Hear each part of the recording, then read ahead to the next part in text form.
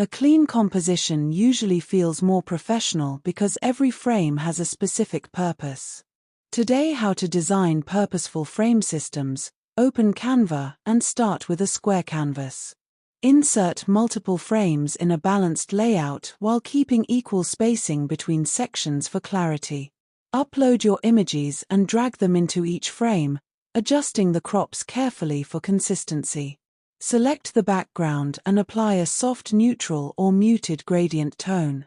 Slightly enlarge one frame to establish hierarchy while maintaining visual balance. Add thin geometric accents or border lines with reduced opacity to reinforce structure subtly. Use position tools like tidy up